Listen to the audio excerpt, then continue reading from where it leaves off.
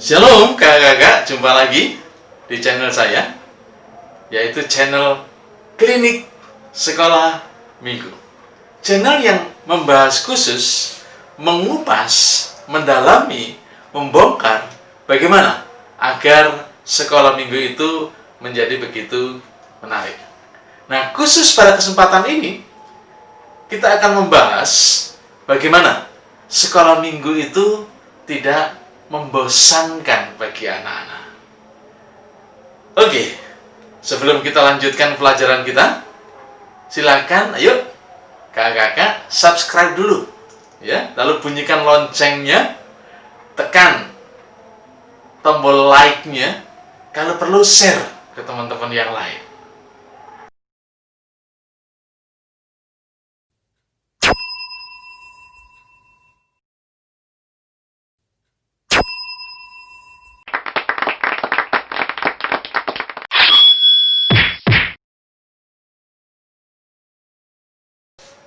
Pernah nggak sih kakak-kakak merasa diacuhkan oleh anak-anak sekolah minggu ketika ada di kelas? Kakak-kakak sedang bercerita, tetapi anak-anak tidak memperhatikan. Pernah seperti itu? Sudah repot-repot mempersiapkan cerita, pas di depan kelas, pas giliran bercerita, dicuekin sama anak-anak. Pernah mengalami seperti itu? Atau anak-anak menunjukkan wajah bengong? Entah dia mengerti atau enggak cerita yang kakak-kakak sampaikan, dan mereka sama sekali tidak tertarik dengan apa yang kakak sampaikan. Nah, kalau sudah begini, waduh, sedih sekali ya. Sedih sekali. Padahal rasa-rasanya kita sudah berusaha mempersiapkan secara maksimal.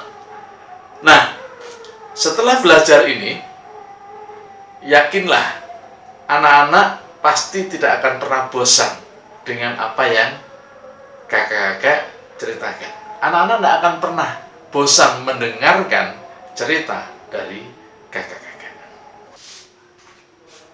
Sebelumnya, kakak-kakak perlu memperhatikan hal ini. Yang pertama, tahukah kakak-kakak bahwa seorang anak itu hanya mampu menyerap 7% dari perkataan. Jadi kalau kita menyampaikan sesuatu, kata-kata yang bisa diserap oleh anak-anak itu hanya sekitar 7%. Nah, oleh sebab itu, kakak-kakak harus memperhatikan bagaimana menyampaikannya. Jadi kalau hanya mengandalkan kata-kata kita saja, kalimat kita saja, maka yang hanya bisa diserap oleh anak-anak itu 7%. Hanya 7%. Sebaiknya pemilihan kata juga disesuaikan dengan tingkatan usia anak-anak. Nah, sebab itu, saat kakak-kakak bercerita, jangan hanya lempeng saja, menyampaikan kata-katanya saja, menyampaikan ceritanya saja. Tentu harus memperhatikan hal yang lain. Apa itu? Yang kedua adalah nada bicaranya. Nada bicaranya, intonasi itu sangat menentukan anak ini bisa menyerap atau tidak informasi yang kita sampaikan. Nah, sekitar 38% manusia atau orang, anak-anak, itu bisa menyerap ketika kata-kata itu diberikan intonasi yang baik, yang menarik. Nah, ketika kakak-kakak menyampaikan cerita itu dengan kata-kata yang dipilih perkataan dan kalimatnya, ditambah dengan intonasi, lalu kemudian tekanan-tekanan kata tertentu, maka itu bisa meningkatkan menjadi 38% yang bisa diserap oleh anak-anak. Nah, kalau hal ini bisa kita lakukan, anak-anak tidak akan pernah bosan mendengarkan kakak-kakak sampai selesai. Nah, agar tidak menjadi bosan, dan tetap betah anak-anak itu di kelas, tidak hanya kata-kata cerita yang disampaikan, tidak hanya nadanya, tekanan, intonasi ketika kita menyampaikannya, tetapi juga ditambahkan satu lagi. Apa itu? Ekspresi. Ekspresi ini penting. Karena ketika kita hanya berbicara lempeng-lempeng saja, atau berbicara dengan intonasi, tetapi mimik wajah, ekspresinya tidak kita tunjukkan, maka anak tidak akan pernah terlibat dengan cerita yang kita sampaikan. Nah, ekspresi yang kakak gunakan itu akan sangat mempengaruhi imajinasi anak. Jadi dia bisa membayangkan, kalau misalnya bagaimana kira-kira ketika Daud berjumpa dengan Goliat, apakah ia senyum-senyum begitu? Apakah dia pelengah-pelengah begitu? Pasti tidak. Harus ada ekspresi wajah seperti apa. Dan ketika Daud menang, ekspresi apa pula yang bisa kita sampaikan kepada anak-anak. Dengan begitu, imaji ane nasiyana, imaji ane nasiyana, imaji ane nasiyana, imajinasi maksud saya, imajinasi anak berjalan, dia bisa mengikuti alur ceritanya dengan baik, mendekati kira-kira kurang lebih cerita yang sebenarnya seperti apa.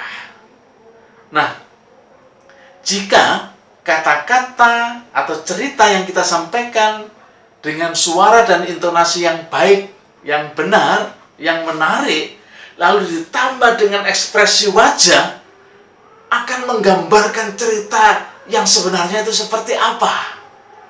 Saya yakin itu pasti akan membuat anak betah. Dia akan menanti lagi, kira-kira bagaimana cerita akhirnya seperti apa. Nah, prakteknya seperti ini. Ya.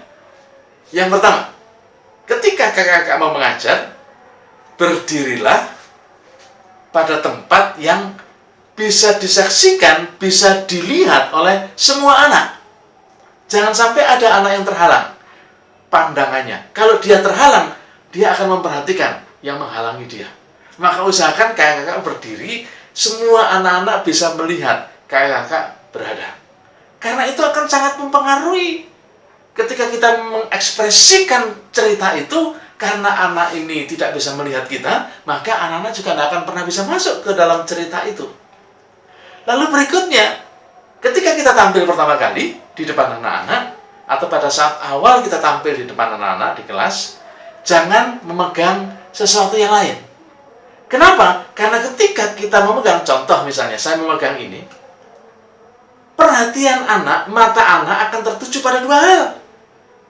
Kita sama sesuatu yang kita bawa. Karena anak pasti akan menunggu. Apa yang dibawa itu? Apa yang akan diceritakan? Jadi ketika kakak-kakak tampil di kelas, jangan membawa sesuatu. Kalau toh misalnya ada alat peraga, gambar atau yang lain yang akan ditampilkan, itu tampilkan pada saatnya. Jangan dibawa terlebih dahulu, karena ketika kita membawa gambar, anak itu akan berusaha untuk melihat gambar itu. Oh, ceritanya seperti ini. Oh, ceritanya seperti ini. Itu akan sangat mempengaruhi alur cerita yang akan kakak-kakak bangun untuk disampaikan kepada mereka. Yang ketiga, pakai pakaian yang pantas dan menarik, tetapi tidak berlebihan, tidak over. Pakaian yang pantas dan menarik itu artinya adalah anak-anak bisa menerima dengan kondisi masa kini. Jangan sampai pakaian misalnya tahun 70-an kakak pakai, itu bagus pada masanya, tetapi anak-anak akan merasa aneh. Ini pakaian model mana? Dia tidak pernah lihat. Jadi pakaian yang pantas dan menarik itu adalah artinya bahwa anak-anak bisa menerima dengan kondisi kekinian. Nah, pada saat-saat tertentu atau pada hari-hari besar tertentu, misalnya hari kemerdekaan, kakak bisa memakai baju perjuangan atau sesuatu yang lain, atribut-atribut yang lain. Nah, di sana itu bisa menarik keterlibatan anak atau bisa menambah perhatian anak untuk mendengarkan cerita yang akan kita sampaikan. Yang keempat, mulailah cerita dengan rasa percaya diri. Jangan ragu-ragu, jangan merasa tidak pede, percaya diri. Lalu pergunakan kata dan kalimat awal yang menarik agar cerita yang akan kita sampaikan itu bisa terus diikuti oleh anak-anak. Nah, pada bagian ini, pada sub ini, ada trik dan tips yang bisa kakak-kakak pakai. Ya. Apa itu contoh? Ini contoh yang kurang baik atau kurang benar, kurang tepat. Apa itu? Misalnya begini, kakak tampil, lalu kemudian mengatakan, "Selamat pagi adik-adik, hari ini kakak akan bercerita tentang Daud dan Goliat." Waduh, ini pembukaan yang kurang tepat. Kenapa? Anak-anak bisa, bagi anak yang mendengar, yang pernah mendengar, anak-anak pasti akan berkata, "Oh, Daud yang kecil itu ya kak?" Yang satu nyautin lagi, "Iya, Goliatnya yang gede, Goliatnya raksasa." Lalu kemudian ada yang mengatakan, "Iya, nanti Daud itu akan melempar batu. Lalu kemudian Goliatnya tumbang." Waduh, cerita akhirnya kelas itu akan menjadi ribut. Kakak nggak punya kesempatan lagi untuk bercerita. Atau misalnya begini, adik-adik, hari ini kakak akan cerita tentang Yunus. Mungkin menurut pikiran kakak itu menarik, tetapi ini kurang tepat. Kenapa? Pasti ada anak yang pernah mendengar cerita ini akan berkata begini, "Oh, itu ya kak, yang nanti masuk ke perutnya ikan paus itu ya." Lalu ada yang nyaut, "Bukan ikan hiu, bukan ikan yang besar." Ribut. Nah, bagaimana tips yang benar? Sebaliknya katakan begini, kalau misalnya kita cerita soal Yunus, awali begini, "Adik-adik, pernahkah suatu kali kalian berada di tempat yang sangat gelap? Tidak hanya gelap, di tempat itu juga tidak mendengar apa-apa, tidak mendengar suara, tidak mendengar teman, tidak bisa mendengar. Bukan itu saja, di tempat yang gelap kita tidak bisa mendengar, di sana baunya amis." Ada yang pernah ada di tempat itu seperti itu? Anak-anak mungkin akan berkata, "Enggak kak."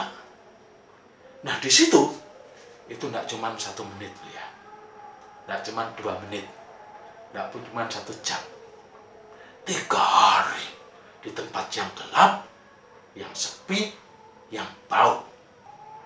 Nah, ketika kita bercerita dengan cara seperti itu, anak akan bertanya-tanya, "Wah, ini kakak mau cerita apa ya? Menarik ini." Akhirnya mereka akan diam memperhatikan apa yang kakak akan sampaikan. Berikutnya, ketika kakak-kakak ada di depan kelas, suara kakak harus jelas, harus terdengar oleh semua anak-anak yang ada di situ. Bukan berarti kita harus teriak-teriak loh, tidak. Bukan berarti kita harus menjerit loh, tidak. Nah, khusus ini nanti akan saya bahas pada sesi berikutnya. Demikian juga trik-trik bagaimana mengawali cerita agar itu betul-betul menarik buat anak-anak juga akan saya bahas pada kesempatan berikutnya. Oleh sebab itu ikuti terus channel ini dengan baik. Yang kelima sekarang, suara kakak-kakak harus jelas. Nah, ini pun juga akan saya sampaikan bagaimana mengelola suara agar suara kita bisa keluar dengan benar, dengan baik. Ada latihan khusus untuk pengaturan suara yang demikian. Ya. Nah, yang keenam, jangan tergesa-gesa untuk menyelesaikan cerita. Ikuti dan nikmati saja.